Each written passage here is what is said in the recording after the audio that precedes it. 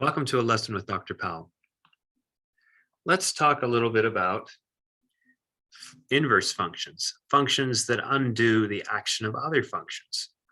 We already see this when we think about undoing a square, for instance. How do we undo a square? We square root.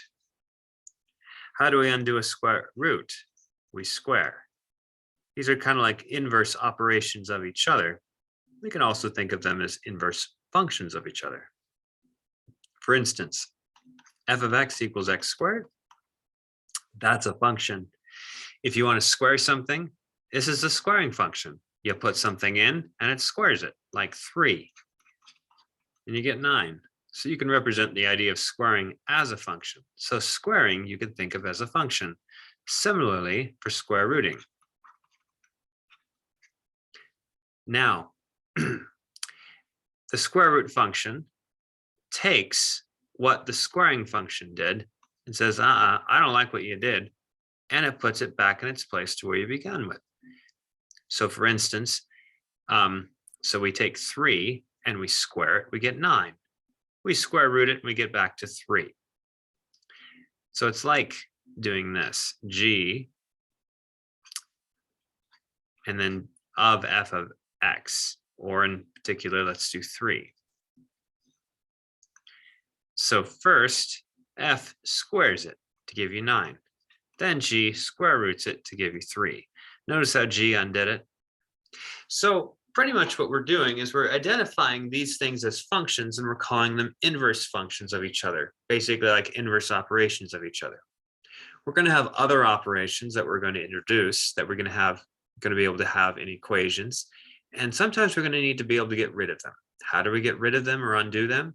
We need to have an inverse operation. Just like we have a square root in a square, we need inverse operations there too for the operations we introduce so we can do our solving. So let's look at some instances of this.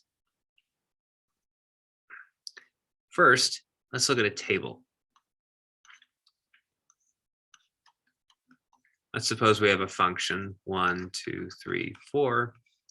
Maybe we have something like 5, 7, 11, and 15.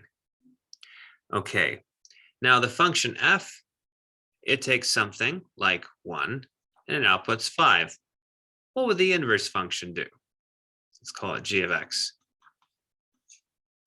Well, the inverse function would take what f did and says, so as its input and saying, I don't like what you did, f, I'm going to put it back. So it puts it back to 1. What about, let's see. Well, f of x does something to 2. It takes it to 7. G says, no, I don't like what you did to 7. I'm going to take 7 back to 2. Notice what's happening. The columns in this xy table for this function swap places for the inverse function. In other words, we have effectively just swapped our x's and y's. So formulaically, if we have a function like y is equal to 3x plus 5, and we want to be able to find the inverse of it, then we just swap our x's and y's because x represents input, y represents output, and we're swapping our inputs and outputs. So we have x equals 3y plus 5. But usually we've solved for our output variable when we have a function, so we can do that. We subtract 5 over, divide by 3, and we have y. This is the inverse function to this one. So if we call this function f of x, then notationally we would write f and then say inverse with a little -1 there of x. But be careful about this notation. This little -1 in mathematics means simply an inverse of something with respect to some kind of operation. It does not, and that operation is not always multiplication or division.